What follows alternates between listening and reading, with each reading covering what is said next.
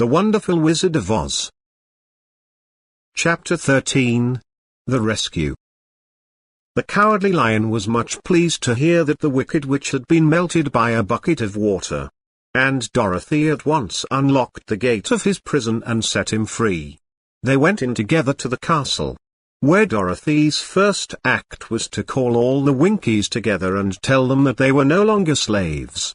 There was great rejoicing among the yellow Winkies, for they had been made to work hard during many years for the Wicked Witch, who had always treated them with great cruelty. They kept this day as a holiday, then and ever after, and spent the time in feasting and dancing. If our friends, the Scarecrow and the Tin Woodman, were only with us, said the Lion, I should be quite happy. Don't you suppose we could rescue them? Asked the girl anxiously. We can try, answered the Lion. So they called the yellow Winkies and asked them if they would help to rescue their friends. And the Winkies said that they would be delighted to do all in their power for Dorothy, who had set them free from bondage. So she chose a number of the Winkies who looked as if they knew the most. And they all started away. They traveled that day and part of the next until they came to the rocky plain where the Tin Woodman lay, all battered and bent. His axe was near him, but the blade was rusted and the handle broken off short. The Winkies lifted him tenderly in their arms, and carried him back to the yellow castle again, Dorothy shedding a few tears by the way at the sad plight of her old friend, and the Lion looking sober and sorry. When they reached the castle, Dorothy said to the Winkies, Are any of your people tinsmiths? Oh, yes. Some of us are very good tinsmiths, they told her. Then bring them to me, she said. And when the tinsmiths came, bringing with them all their tools and baskets, she inquired, Can you straighten out those dents in the Tin Woodman, and bend him back into shape again, and solder him together where he is broken? The tinsmiths looked the Woodman over carefully and then answered that they thought they could mend him so he would be as good as ever. So they set to work in one of the big yellow rooms of the castle and worked for 3 days and 4 nights, hammering and twisting and bending and soldering and polishing and pounding at the legs and body and head of the Tin Woodman, until at last he was straightened out into his old form, and his joints worked as well as ever. To be sure, there were several patches on him, but the tinsmiths did a good job. And as the Woodman was not a vain man, he did not mind the patches at all. When, at last, he walked into Dorothy's room and thanked her for rescuing him, he was so pleased that he wept tears of joy. And Dorothy had to wipe every tear carefully from his face with her apron, so his joints would not be rusted. At the same time her own tears fell thick and fast at the joy of meeting her old friend again. And these tears did not need to be wiped away. As for the Lion, he wiped his eyes so often with the tip of his tail that it became quite wet. And he was obliged to go out into the courtyard and hold it in the sun till it dried. If we only had the Scarecrow with us again, said the Tin Woodman, when Dorothy had finished telling him everything that had happened. I should be quite happy. We must try to find him, said the girl. So she called the Winkies to help her. And they walked all that day and part of the next until they came to the tall tree in the branches of which the winged monkeys had tossed the Scarecrow's clothes.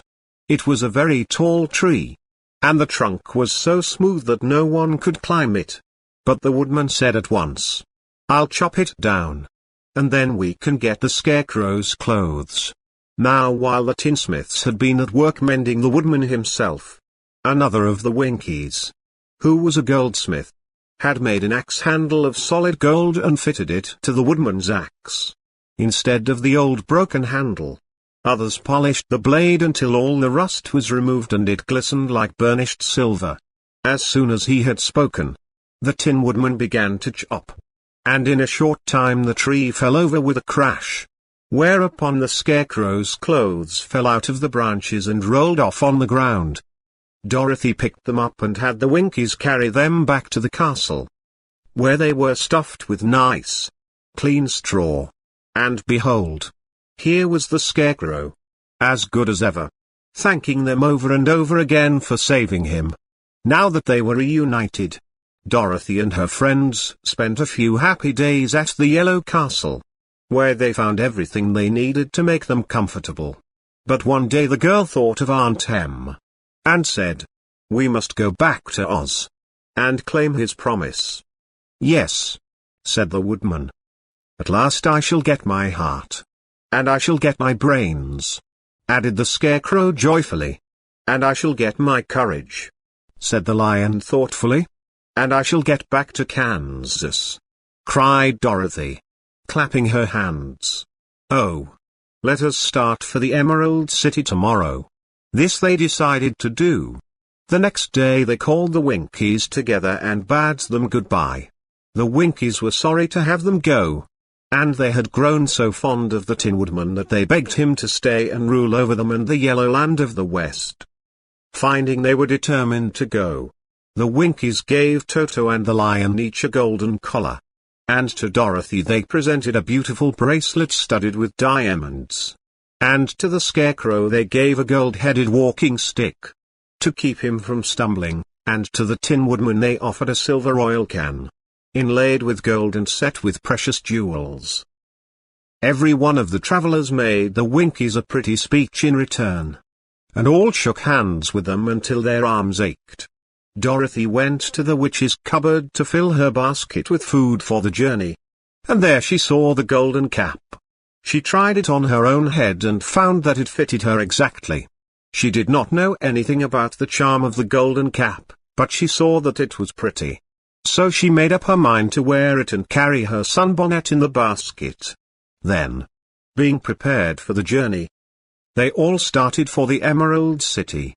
And the Winkies gave them 3 cheers and many good wishes to carry with them. Esse vídeo já acabou. É só apertar que tem mais Também não esqueça de se inscrever no canal e ativar as notificações.